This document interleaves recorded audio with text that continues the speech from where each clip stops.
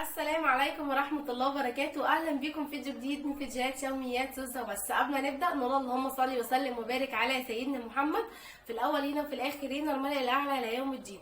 اللي لسه مشتركش في القناة ينزل تحت يشترك حالا فضلا وليس أمرا.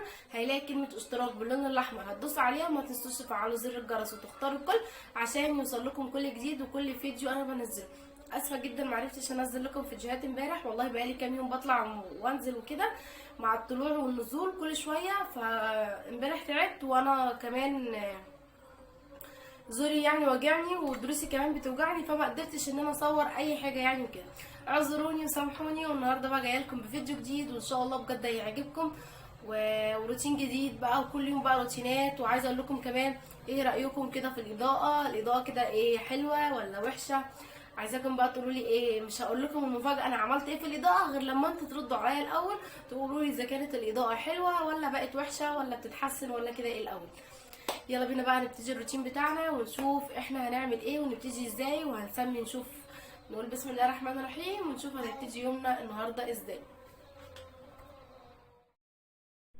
زي ما قلت لكم يلا بينا بقى نبتدي ونسمي الله ونقول بسم الله الرحمن الرحيم. طبعا اول حاجه حبيت ان انا ابتدي بيها ان انا اعمل ايه، افطر اولادي يعني وكده، عشان خاطر ان انا ايه يسيبوني ان انا اعرف اشتغل يعني وكده. مع العلم ان انا اصلا كنت بعمل شويه وبقعد شويه، بعمل شويه وبقعد شويه. طبعا جيت بقى ان انا احضر الفطار عشان الكل يفطر. باباهم طبعا كان جايب لهم فول وفلافل وجبنه وبيض يعني وكده. بصراحه ولا رجوا بالجبنه ولا رجوا بالفول ولا رجوا بالفلافل ولا رجوا بالبيض ولا رجوا باي حاجه. طبعا عايزين سندوتشات بيفي يعني وكده. فبعد ما كنت رايحه ان انا احضر الفطار بقى وطلعت الجبنه وطلعت الفول والفلافل وطلعت كل حاجه عشان خاطر ان انا احضر الفطار، فهم مش عايزين بس سندوتشات بيفي يعني وكده. فبصراحه هم كسلوني يعني كده. كنت رايحه افطر معاهم بس لما لقيتهم لا كل واحد عايز سندوتش يعني وكده، فقلت خلاص هسيبهم على راحتهم وانا هعمل لي كوبايه نسكافيه يعني كده ايه اشربها، وشويه كده ابقى اعمل لي ايه سندوتش يعني ايه ابقى اكله يعني وكده وايه وخلاص. بس طبعا جبت بقى الصينيه وحطيت العيش عليها. ما بحبش ان انا احط العيش على الرخامه عندي كده خلاص، عشان خاطر ايه الرده بتاعه العيش ما تنزليش على الرخامه وتبهدل لي يعني الدنيا وكده. ما بحبش كده. هو انا كده كده هنضف، بس انا برضو اصلا مش بحب حاجه زي كده. ما بحبش ان انا احط العيش كده على الرخامه كده خلاص، عشان الرده ما تنزليش على الرخامه وتبهدل لي يعني الدنيا يعني وكده. بس حطيت لهم بقى البيفي كده في العيش. طبعا هي دي السندوتشات يعني بتاعتهم. ما كانش بقى عندي عيش فينو ان انا اعمل لهم بيه، وبصراحه انا عامه كمان ما بحبش ان انا اكلهم عيش فينو على طول، لان اصلا العيش فينو بينفخ وخلاص ما بيغذيش الطفل وما بيشبعش الطفل اصلا. بس كده بقى كنت فطرتهم بقى كده خلاص، وعملت لي بقى انا المج النسكافيه وشربته وقعدت كده شويه. اخدت بريك كده زي نص ساعه اثناء ما انا كنت بشرب النسكافيه كده. بس ورحت بقى على طول بقى كده على المطبخ، قلت اكمل اللي ورايا واشوف انا هعمل ايه. بس كان عندي بقى اللي هو السكر بتاع التموين يعني وكده، قلت بقى افضيه. طبعا السكر لما بنيجي نجيبوه من التموين الاكياس بتاعته اول مره تجيلي الكياس بتاعته بتكون ملزقه كده، وتكون اكياس ملبكه وفي سكر كمان لازق على اكياس من بره. فما كانش ينفع ان انا اشيل الاكياس دي بالطريقه دي بالمنظر ده جوه الدولاب يعني وكده. كانت اول حاجه هتلبك لي اكياس كلها اللي هي الخزين اللي هو اكياس المكرونه والحاجات اللي انا شايلاها في جوه الدولاب، وكانت هتلبك لي الدولاب يعني وكده. ومش بعيد كمان عشان التلبيك والسكر ده يلم لي نمل ويلم لي حشرات يعني وكده. فطبعا كان عندي برطمان فاضي كبير جبته، وطبعا كان البرطمان ده فاضي اصلا، كنت غسلاه ومعقماه وكنت سايباه يعني كده ايه الوقت عوزه. طبعا اصلا لما باجي اجيب التموين فبفضي التموين فيه. طبعا دولت 3 اكياس سكر من اللي هما بتوع التموين يعني وكده، وهو البرطمان اصلا بيشيل 3 اكياس، فضيت فيه ال3 اكياس. طبعا عايزه اقول لكم وانا بفضي فجه السكر اتكب اصلا. كده كده كان السكر بيتكب عشان السكر لازق على الكيس من بره. بس فمسكت البرطمان كده قفلته كويس قوي وهمسحه كده من تحت من القاعده بتاعته كده من تحت، عشان لما اجي اشيله في الدولاب ما يكونش فيه لازق فيه سكر من تحت ويبهدل الدولاب من جوه يعني وكده. بس زي ما انتوا شفتوا بقى السكر كده محطوط على الرخامه. همسك بقى كده كل حاجه اشيلها من مكانها، ابتدي بقى ان انا الم السكر كله كده قبل ما انا اعقم الرخامه وقبل ما انا ايه امسحها يعني وكده. هلم السكر كله الاول كده عشان ما اجيش ان انا اعقم وارش بالبخاخه على السكر يبقى يعمل لي ايه، هيعمل لي ميه بسكر بصراحه. فانا قلت لا، الم الاول السكر كده بالفوطه وامسح كده الرخامه الاول بالفوطه من اي اتربه ومن السكر اللي عليها ومن اي حاجه عليها، وابتدي بعد كده ايه هرش بالبخاخه، يعني البخاخه معايا فيها ميه وخل، وهبتدي ان انا ايه اعقم بيها يعني وكده. عايزه اقول لكم كمان شجره الورد اللي انتوا شايفينها دي كمان هشيلها من مكانها اثناء ما انا واقفه في المطبخ كده، وايدي في كل حاجه في المطبخ هشيلها برده من مكانها، وهحاول برده ان انا اغير شكل المطبخ شويه واغير النظام شويه. عايزه اقول لكم ان انا مستنيه اصلا ان انا انزل المنشيه عشان عايزه اغير بقى المطبخ تماما. شفتوا بقى الجنب اللي انا بعمل فيه دوت، طبعا الجنب الحيطه دوت دي حيطه لونها نبيتي، عايزه اجيب لها بقى اللي هو الورق الحائط. عايزه المهم يعني ان انا اغير شكل المطبخ، مش عايزه احرق لكم المفاجاه، بس هي ممكن المفاجاه تطول شويه على حسب ما انا انزل، لاني انا ما بنزلش بصراحه، والنزول بيبقى صعب بالنسبه لي. انا حاطه طلبات بيتي وحاجتي وكده، فجوزي بصراحه هو اللي بيجيبها لي يعني وكده. انا ما بنزلش من البيت خالص يعني، غالبا لما بنزل بروح عند ماما او عند اهل جوزي بس، فما بروحش مكان تاني غير كده. بس ابتديت بقى ان انا رشيت بالبخاخه ومسحت كل حاجه بقى من مكانها، وعقمت الدنيا وبقى وشلت كل حاجه من مكانها. جيت بقى عندي هنا هوت ايه الصندوق بتاع المسحوق عشان كنت عايزه اغسل، لقيته فاضي، فجبت كيلو اللي هو الربس السايب او المسحوق السايب. بجيب كيلو، يعني انا لما باجي بغسل بعمل ايه، بجيب كيلو مسحوق اللي هو السايب، وبجيب بقى كيس اوكسي كبير اللي هو ب10 جنيه ده، وبخلط الاتنين على بعض. والاتنين بصراحة يعني ايه، ده بيشيل ده، يعني اوكسي من الغالي، والربس ده برضو الكيلو ب10 جنيه، يعني ده على ده، ده بيشيل ده، وبغسل بيهم. ده ممكن يقعد معايا اسبوع او اكتر يعني من اسبوع. انا كده فضيت اللي هو الكيلو الاوكسي، هفضي بقى الايه الربس السايب يعني وكده. كل كيس انا هفضيه فيه نص كيلو ربسه يعني وكده. عايزه اقول لكم طبعا ده بيكفيني اسبوع. طب ليك يا زوزة بيكفيك اسبوع؟ لان انا كل يوم يوميا على الله بغسل. طبعا اللي هتشوفوا دلوقتي انا حاطه في الغساله، يعني اصلا الروتين بتاع النهارده قعدت اليوم كله وانا بصور الروتين، بعمل حبه وبقعد حبه، اثناء ما ده كله شغلت الغساله، حطيت حطتين في الغساله. وطبعا كمان هتشوفوا دلوقتي وانا بطبق غسيل، كنت لما غسيل وبطبقه وهشيله بغسل الغسيل، وفي غسيل تاني كمان عايز يتغسل. يعني بصراحه مفيش اكتر من كده. زي ما قلت لكم التنظيف ولا عمره بيخلص، ولا الغسيل بيخلص، ولا اي حاجه. هنا بقى كنت خلاص خلطت بقى الخليط بتاعي اللي هو الربس وبالمسحوق، قلبتهم كويس قوي كده مع بعض، خليتهم يندمجوا قوي كده كويس مع بعض بس، وقلبتهم، وحطيت بقى الحطه بتاعتي اللي انا عايزه احطها في الغساله، وحطيت الاوكسي فيها. وطبعا بقى الاوكسي ما بحطوش في الدرج بتاع الغساله بصراحه، الدرج ملهوش فايده خالص، يعني ايه زيه عادي، يعني هو زي ما بيقولوا هو قلته واحد، فانا ما بحبش ان انا احطه في الدرج. انا بحط كده على الغسيل كده وخلاص، وبشغل الغساله. وبحط كمان البرسيل الجل والدوني، البرسيل الجل بينضف، والدوني بيخلي الغسيل بصراحه ريحته جميله جدا جدا جدا جدا. جربوه على ضمانتي، انا ما بقولكمش جربوا حاجه غير لما بكون انا واثقه في الحاجه ومتاكده منها، عشان كده بقول لكم ايه جربوها يعني وكده. دخلت بقى كده عندي على المطبخ عشان اكنس بقى مكان السكر اللي وقع، واكنس والم من كل حاجه. طبعا هنا بقى كانت الانبوبه كانت عندي فاضيه، شايفين مكان الانبوبه اصلا كان كنت حاطه فوق منها الكولمن. شلت كمان الكولمن دخلت اوضه الاطفال، قلت لما اجي ادخل اروق الاوضه ابقى اشيله معايا يعني بالمره يعني وكده وانا بروق اوضه الاطفال. كانت الانبوبه بقى كانت عندي فاضيه، فهكنس بقى كمان من تحت منها وورا منها وهشيلها كمان من مكانها عشان خاطر ايه اعرف كمان اكنس ايه من تحت منها يعني وكده. بس طبعا كان المطبخ كان عامه يعني عندي فاضي يعني الحمد لله. احنا يا دوبك فطرنا الصبح سندوتشات، وبعتنا بصراحه جبنا كشري من بره، كشري وسندوتشات كده يعني كده، واتغدينا واللهم لك الحمد يعني، ويومنا عدى والحمد لله.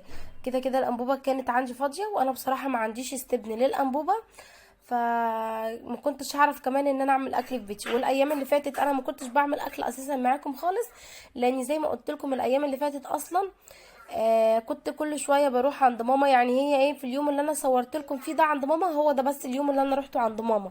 فبقالي كام يوم كده كل شويه بروح عند سلفتي يعني وكده. فبصراحه كنت بنزل من البيت العصر وارجع بالليل خالص، فكنت بتغدى بره يعني وكده، بتغدى عند سلفتي بس. كان بيبقى طبعا ما بعملش اكل في البيت، لاني بروح شقتي ايه وبروح بيتي على وقت النوم بس، فكان بالتالي بيبقى البيت اصلا ولا بعمل فيه اكل ولا بعمل فيه اي حاجه، وكان بالتالي كان نضيف. هتشوفوا دلوقتي هو مش متبهدل يعني ايه زي كل مره يعني وكده، بس عشان انا امبارح ما عملتش اي حاجه وما نزلتلكمش فيديوهات ولا اي حاجه، لاني كنت تعبانه مع النزول بقى والطلوع كل شويه، وكنت تعبانه فما قدرتش ان انا اصور حاجه وانزلها بصراحه. بس هنا بقى كنت بكنس بقى ايه مكان الانبوبه يعني وكده. قلت عشان جوزي لما يجي ويركب الانبوبه الجديده ما اقولوش بقى لسه هستنى اكنس مكان الانبوبه عشان يركبها على نظافه. قلت لا، عشان لما يجي يركب الانبوبه على طول يلاقي مكان منها نضيف يعني ويركبها على طول، ما افضلش اقوله لا استنى اكنس مكان منها واستنى اكنس ورا منها. قلت لا، عشان يجي يلاقي الانبوبه ايه مكانها نضيف ويركبها لي على طول. طبعا زي ما قلت لكم شلت الانبوبه اصلا من مكانها، وانا بشيلها القعده بتاعت الانبوبه اتزحلقت، فالرجول بتاعتها وقعت واتشالت منها. طبعا الرجول عادي دي بتتشال وبتتركب تاني، فركبت معايا الرجول زي ما انتم شايفين كده. وهشيل بقى قعده الانبوبه كده احطها على جنب كده جنب البوتاجاز، عشان خاطر برضو ايه اكنس مكان القعده وكده، واكنس ايه تحت الرخامه عندي كويس قوي. بس هكنس بقى واشيل بقى كل حاجه، ومخليه طبق بصراحه تحت الرخامه كده هوت ايه، طبق اللي هو الستانلس ده مخليه وركناه يعني وكده ايه. عندي بصراحه في العماره اللي انا قاعده فيها عندي قطه يعني كده بره، يعني بتسيب العماره كلها ما بتجيش تنونو عندي غير قدام باب شقتي. فانا لما لقيتها بتجيلي كل شويه، وهي القطه كانت حرام يعني كانت لسه والده، والقطط بتاعتهم اللي هي والداهم تحت يعني ايه في العماره يعني وكده تحت في اللي بدخلة باب العمارة. فانا بصراحة عملت لها طبق يعني، وكل ما تيجي مثلا وكده بحط لها لبن في الطبق دوت وتشربه يعني وكده. بس فمخليه الطبق دوت حطاه تحت فين الطبق الستانلس ده شايلاه تحت الانبوبه بالظبط. قلت عشان ايه يبقى كده مستخبي كده ومتداري كده خالص، عشان اولادي ولا يمسكوه ولا اي حد حتى يمسكه، وهو اصلا الطبق متداري كده خالص. بس كده بقى خلصنا المطبخ كنسناه ونضفناه وبقى زي الفل. طلعنا بقى عندي كده على اوضه الاطفال. قلت بقى ايه، طبعا ده الغسيل اللي انا كنت مطبقاه، طبعا انا طبقته يعني بره التصوير وبره الكاميرا. قلت عشان خاطر ايه ما اطولش عليكم يعني وكده. بصوا طبعا غسيله قد ايه، هدوم عدي ولاي. دي الهدوم بقى الصيفي بتاعتهم اللي اصلا كانت وسخه وكانت مش نظيفه يعني، وغسلتها. وطبعا انا لما باجي اغسلها بحب ان انا اشيل كل حاجه على نظافه. هنا بقى انا مبتسمه وعماله اضحك وازعق لعدي، قصدي للؤي، لقيته عمال يلعب لي في النور ويطفي يطفي ويولع في اللمبه يعني وكده. بس فطلعت ان انا ازعق له يعني وكده. فاللي خلاني ان انا اضحك ان هو اول ما شافني ان انا شفته يعني وكده هوت فطلع يجري، فعشان كده انا قعدت اضحك يعني وكده. بس فجيت بقى انا شلت بقى الهدوم بقى كده، هبتدي ان انا بقى اشيل الهدوم كلها. زي ما قلت لكم الهدوم الصيفي لما بحب ان انا اجي اشيلها، واثناء ما احنا في الشتاء بحب ان انا اغسلها كلها الاول مره واحده، واجي اشيلها تبقى ايه نضيفه يعني وكده. بس ولو هتبصوا كمان في المرايه هتلاقوني كمان مدخله الكولمان حطاه على السرير التاني، بس الكاميرا مش جايبه السريرين يعني وكده. بس الكولمان قلت كمان هشيله هلبسه كيسه كده واشيله في الدولاب اللي هو دولاب الاطفال يعني وكده. طبعا في الدولاب تحت كل ضرفه يعني وكده اللي هو الهدوم اللي بتعلقيها في الشماعات، تحت كل ضرفه يعني وكده بتبقى في مكان فاضي. فانا حاطه بصراحه الاطباق اللي هي البلاستيكات اللي هي الكبيره. وقلت كمان هلبس الكولمان ده كيسه واحطه فيها يعني وكده اهوت، واحطه في الدولاب يعني وكده. قلت ان شاء الله بقى ربنا يدينا طول العمر كده للصيف الجاي وابقى اطلعه يعني وكده. قلت خلاص هو ملهوش لازمه تاني عندي، وملهوش مكان بصراحه ان انا اخليه في المطبخ واحطه يعني ايه جوه الدولاب يعني وكده. انتوا عارفين ان الدولاب صغير اصلا ومش شايل كل حاجتي، نص حاجتي اصلا شايلاها تحت السراير يعني وكده. بس طبعا بقى عايزه اقول لكم الاوضه زي ما قلت لكم ما كانتش متبهدله، مفيش غير السرير ده بس اللي انا بروق فيه هو اللي كان متبهدل، لان هو السرير ده عديل واي اللي بيناموا عليه. طيب قلت لكم قبل كده هو السرير اللي كان من جوه هما اللي كانوا بيناموا عليه، اللي من جوه اللي انا مش بروقه دوت. فهما بصراحه كل شويه ايه حابه يناموا على السرير ده، ياخدوا مثلا فتره طويله يناموا على السرير اللي جوه، وياخدوا فتره طويله يناموا على السرير اللي بره. يعني ده اللي انا خدت بالي منهم، حابه يناموا على ده وحابه يناموا على ده. فانا بصراحه بسيبهم على راحتهم يعني وكده. بس فهو ده عايزه اقول لكم من ساعه ما روقت اوضه الاطفال معاكم، لما كنت قلبه اوضه الاطفال بقى كده اهوت معاكم، بصراحه والله العظيم السرير اللي جوه ده عدي اي ولا طلعوا عليه ولا قعدوا عليه ولا ناموا عليه اصلا، زي ما هو نظيف وما فيهوش اي حاجه. يعني زي ما هتاخدوا بالكم دلوقتي انا مش هروقه ولا في اي حاجه، يا دوبك بس ممكن اعدل البطانيه بس كده افرشها صح. طبعا الجواكت دي مطرح مكان جوزي بيخرج بيها وبننزل بيها يعني وكده، الجواكت بتاعه الخروج بتاعته بقيت اعلقها، كل جاكيت اعلقه في الشماعه بتاعته واحطه عندي في الدولاب يعني وكده. بس يا عداي انت ولؤي كل جاكيت بقيت اعلقه في الشماعه يعني وكده، واشيله في الدولاب يعني وكده.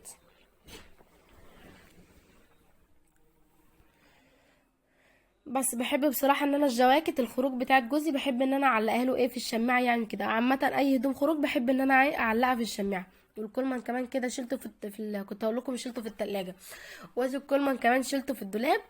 وبصوا السرير التاني زي ما قلت لكم مش هعدل فيه اي حاجه لان هو نضيف اصلا، مش محتاج ان هو يترتب ولا محتاج فيه اي حاجه ان هو تتعمل. والاوضه كانت الارضيه كانت نظيفه وزي الفل، ما كانش فيه اي حاجه اصلا كانت عندي غير حاجات خفيفه. قلت بقى اعمل روتين مسائي كده بالليل قبل ما انام عشان اصحى الصبح الاقي عامه الشقه نظيفه يعني وكده. الواحد اصلا بيبقى صاحي الصبح ايه، ساعات بيبقى صاحي كسلان مش عايز يعمل حاجه، او بيبقى صاحي مثلا جسمه متكسر مش عايز بقى يعمل حاجه يعني وكده. بس فانا قلت لا اعمل روتين مسائي كده هوت قبل ما انام عشان اصحى الصبح الاقي الشقه نظيفه. وكمان بصراحه عشان انا نازله كمان ايه، قلت كمان تاني يوم انا نازله رحله عمريه يعني وكده، قلت عشان ايه اصحى حتى الصبح الاقي مثلا ايه الدنيا نظيفه والارضيه نظيفه والمطبخ كمان نظيف. هتشوفوا في الفيديو في الاخر خالص كده وانا بختم الفيديو معاكم ان المطبخ مخليه زي الفل وكل حاجه عندي بقت زي الفل. بس طبعا انا قلت لكم ان الاضاءه اتغيرت وان الاضاءه بقت جميله. هنا بقى بصراحه الاضاءه مش عارفه حصل لها ايه فجاه. طبعا العيب مش من الاضاءه ولا العيب من التليفون ولا العيب من اي حاجه، هنا العيب بقى من عيالي. عيالي بقى بصراحه الستاند كان محطوط على السجاد يعني وكده اهوت. فطبعا هم رايحين جايين بره في الطرقه وهم بيجروا، فالسجاده بتتحرك وكده فالسجاده بتهز الستاند مع كانت الاضاءه يعني كده، فتحس ان الاوضه بصوا عماله تروح وتيجي في الوان يعني زي ما هما كانوا بيجروا بره. فهنا بقى ولا كانت عيب اضاءه ولا عيب تليفون ولا عيب اي حاجه، ده هنا العيب في عدي ولؤي بقى ولودي مش عارفه اعمل معاهم ايه بصراحه والله. كل شويه بدعي لهم والله ان ربنا ايه يهديهم يعني وكده. بس قلت بقى بصراحه انا مش هيجيلي نوم لاني انا كمان امبارح ايه ما روقتش ولا نضفت حاجه لاني تعبانه. فانا قلت بصراحه لا لازم بقى مش هيجيلي نوم غير لما اروق ايه شقتي واخليها على سنجة 10 واروق كده واظبط الدنيا واخلي كل حاجه نظيفه قبل ما انام يعني وكده عشان اكون نايمه وبالي مرتاح. وكمان برضه عشان مثلا السراير تكون نظيفه يعني كده. يعني لو هتاخدوا بالكم السرير طالما تروق تحسوا ان الاوضه كلها بقت نظيفه وبقت زي الفل. هنا بقى شلت الدبدوب من مكانه عشان لو كانت في حاجه واقعه. ساعات مثلا بالليل كده باجي احط ازازه ميه على الكومودينو ففجاه الاقيها اختفت، الاقي مثلا عيالي شربوا بيها وحطوها مثلا ورا الدبدوب فشلت الدبدوب من مكانه، قلت عشان لو كانت في حاجه وراه اشيلها يعني وكده. طلعت بقى عندي كده على اوضه المعيشه. بصراحه كانت اكتر حاجه عايزه تتكنس وتتنضف وتتروق وكانت اكتر حاجه متبهدله عندي فهي اوضه المعيشه. اوضه المعيشه دي لان احنا قعدتنا فيها على طول. احنا كنا بقالنا كام يوم بنطلع وبنقضوا الايام عند سلفتي وكده وبنقضوا اليوم كله. بس كنا بنطلع من البيت العصر طبعا من وقت الصبح للعصر فكنا بنبقى قاعدين في بيتنا. وكنا لما بنرجع وقت النوم بس كنا بنرجع برضو بنسهر شويه. فكنا برضو بنبقى قعدتنا فين في اوضه المعيشه يعني وكده. وبصراحه طبعا الكرسي دوت كرسي الصالون كان قدام الشاشه لان انا بصوا عايزه اقول لكم ما بعرفش اقعد غير قدام الشاشه كده ايه وانا بتفرج على التلفزيون او بتفرج على الشاشه. يعني اخدت ان انا لازم يكون الكرسي جنب الشاشه بالظبط. فلما تلاقوا الكرسي كده جنب الشاشه تعرفوا ان انا اللي ببقى قاعده ان دي قعدتي اصلا. ببقى حاطه الكرسي عشان خاطر ايه اقعد بعرف اتفرج على التلفزيون ولا على الشاشه يعني كده كويس قوي اعرف ايه اكون شايفه وكده زي ما قلت لكم عشان نظر ايه ضعيف يعني وكده. ادعوا لي بقى كده كمان فاضل لي شهرين او 3 كده ان انا اروح للدكتوره بتاعتي هي عشان ميعاد معين ان انا اروح لها فيه عشان تشوف عيني يعني وكده ايه بتتحسن ولا ايه.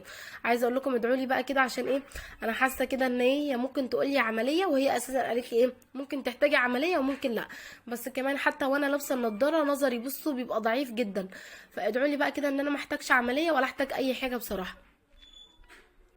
بس هنا بقى كنت كنست بقى السجاده ومسكتها بقى لويتها كده وتنيتها واشيلها بقى كده على جنب هكنس بقى ايه الارضيه بتاعتها. يعني عايزه اقول لكم روقت ونضفت بس ما كنستش غير الاوضه دي والمطبخ والطرقه يعني وكده. يعتبر برضو كنست نص الشقه يعني فيش غير بس اوضه النوم هي اللي ما كنستش واوضه الاطفال لان اوضه النوم واوضه الاطفال ما مش بندخلوهم غير وقت النوم بس فكانوا ايه نضاف يعني كده. والمطبخ اللي طول وقفتي فيه واوضه المعيشه ايه اللي اليوم كله بنقضي اليوم كله فيها. والطرقه اللي رايح جاي بقى على الحمام طالعه من المطبخ رايحه على الاوضه طالعه من الاوضه داخله المطبخ فالطرقه برضو ايه لازم ان هي كانت تتكنس يعني وكده. بس مسكت الاوضه بقى كده كنستها كلها كويس قوي. وكمان هشيل الترابيزه بتاعت اللهم صلي على النبي هشيل ترابيزه الشاشه كده من مكانها عشان خاطر ايه اعرف اكنس كمان ورا منها ومن مكان منها يعني وكده. بس انتوا طبعا اخدتوا على زوزة ان لازم تشيل كل حاجه من مكانها عشان خاطر ايه اعرف اكنس كده. بصراحه ما برتاحش غير ان انا ايه اعمل حاجه زي كده، اشيل كل حاجه من مكانها عشان خاطر اعرف اكنس. عايزه اقول لكم كمان، والايام اللي بنبقى قاعدين سهرانين فيها كده بابانا بيجيب لنا بقى ايه اللب والشيبسي يعني وكده. فبالتالي ان اولادي وهما بيبقوا قاعدين جنب مني يعني وكده جنب الشاشه، فبياكلوا لب بياكلوا شيبسي بيوقعوا مثلا في الارض يعني وكده. كده بقى كنا خلاص اللهم صل على النبي. كنت هقول ايه كده، كنا خلاص خلصنا اوضه المعيشه، وقلت بقى ايه اكنس الطرقه يعني معايا ايه لبره يعني وكده. كنت بظبط بقى هنا اهوت الاضاءه و وظبطت يعني كده، وقفت كده الستاند وقلت بقى ايه اكنس كده. اخدت العتبه اللي هي الايه اللي قدام باب اوضه النوم دي، قلت اكنسها كده اهوت معايا بالمره. بس يبقى كده خلصنا بقى كده خالص. هكنس بس كده الطرقه والم بقى الاتربه، وابتدي بقى ان انا ايه الم بقى كل حاجه يعني وكده. عايزاكم بقى زي ما قلت لكم تقولوا لي بقى كده الاضاءه كده ايه اتحسنت ولا ايه. هنا بقى كنت بصراحه بصور بالكاميرا الاماميه، يعني في كل التصوير كان بالكاميرا اللي هي اللي في الخلف، بس هنا بقى كنت بصور بالكاميرا الاماميه يعني وكده اهوت. بس فهي اصلا الكاميرا الاماميه الاضاءه بتاعتها ما بتكونش حلوه قوي قد الكاميرا اللي في الخلفيه يعني وكده. بس هنا بقى كده كنست وجمعت بقى الاتربه كلها وجمعتها بقى كده في الطرق، وقلت بقى هجيب ايه الجاروف، وهبتدي بقى ان انا الم ايه الاتربه كلها ايه اللي طلعت يعني معايا يعني وكده. عايزه اقول لكم بصوا، يعني روتين صباحي بيبقى حلو جدا وروتين مسائي حلو جدا. الروتين المسائي بيخليكي مثلا ان انتي تعمليه بالليل قبل ما تنامي وتصحي الصبح، بالتالي بتكون الشقه نظيفه، يا دوبك بتروقي السراير مطرح اولادك اللي كانوا نايمين عليها يعني كده، ويا دوبك تحضري الفطار بقى، السندوتشات، الشاي بلبن، الكيك، على حسب ما كل واحد ما بيفطر في بيته ايه يعني وكده. احنا عامه اي حاجه بنفطرها، لما بكون عامله كيكه بنفطر كيكه بالشاي بلبن. بنجيب سندوتشات، ساعات نعمل سندوتشات بيفي وجبنه تركي وحلاوه ومربى. ساعات بناكل فول بالجرجير بالبطاطس والفلافل والمخلل وكده. يعني بصوا على حسب ما هي ما تطلب معانا بصراحه، على حسب كمان ما اولادي هم اللي بيقولوا، يعني اولادي هم اللي بياكلوني. اسالهم هم عايزين تاكلوا ايه، هم يقولوا لي كذا انا اجيب لهم. باباهم يسالهم عايزين تاكلوا ايه يقولوا لهم كذا يجيب لهم بصراحه. فاحنا عايشين على حسب مزاج اولادنا بصراحه. انا على حسب عبد المأمور، يقولوا لي عايزين كذا بعمل لهم اللي هم ايه عايزينه يعني وكده. يكون يعجبكم. سامحوني مش قادره اتكلم والله، معلش لسه مخلصه بقى واديني هختم الفيديو معاكم، وعشان كده مش قادره بصراحه ان انا اتكلم. بصوا انا ما عملتش حاجه غير ان انا بس ايه روقت الدنيا وشلت الكركبه اللي كانت على السرير والهدوم وكده، وفرشت البطانيه يعني وكده. حاولت ان انا اظبط الدنيا برضو على قد ما اقدر قبل ما انام وكده، عشان برضو الواحد يكون نايم وباله مرتاح ونفسيته مستريحه وهو نايم، ويصحى الصبح يا دوبك بس ايه حاجات خفيفه ان هو يعملها. ادي كده اوضه النوم، وطبعا دي صوت الغساله اللي هي شغاله، انا مشغله الغساله وهنشر دلوقتي. واجي طبعا الطرق كنستها برضو كلها. تعالى اوريكم برضو المطبخ. انا المطبخ ما عملتوش معاكم بس الحمد لله مش مخليه فيه حاجه يعني. ادي البوتاجاز عندي نضيف اهو، والعين اللي في النص انا قلت لكم انا هسرفنها وسرفنتها فعلا، وعشان بس مش بستخدمها عشان ما تبصي يعني وكده بس. وادي المطبخ ما فيهوش اي حاجه عندي، مطبخ برضو نظيف وزي الفل، ما فيهوش مواعين ولا في كركبه ولا في اي حاجه. دي الكوبايه عيالي لسه شاربين فيها، ودي المصفى عشان كنت بحمر يعني بطاطس يعني وكده. كده ما فيش اي حاجه، الواحد بقى ينام وباله مستريح وكله تمام وزي الفل. واجي برضو هنا اهوت مفيش اي حاجه، مفيش مواعين مغسوله ولا اي حاجه، لان انا النهارده ما عملتش اكل ولا عملت اي حاجه يعني وكده. قضيناها بصراحه سندوتشات من بره يعني وكده. بس كده برضو المطبخ ايه عندي بقى زي الفل. تعالوا بقى اوريكم اوضه الاطفال اهي، برضو ما فيهاش اي حاجه، والارضيه برضو بتاعتها نظيفه وما فيش اي حاجه في الارض. عايزه اقول لكم مشغله الغساله، هوريكم دلوقتي وانا انا رايحه انشر بس مش هصور بقى معاكم عشان الدنيا ليل كمان عشان الاضاءه كمان وكده. فالصبح بقى واحنا بنلم الغسيل مع بعض وبنعمل روتين صباحي، هتشوفوا الغسيل قد ايه انا كنت منشراه ولسه برضو فيه ثبت غسيل يعني وكده. ادي برضو الاوضه بس بقت جميله وزي الفل. وادي برضو اوضه المعيشه، ما تخافش يا عدي ما تخافش، تعالى كده خلاص تعالى صورتك.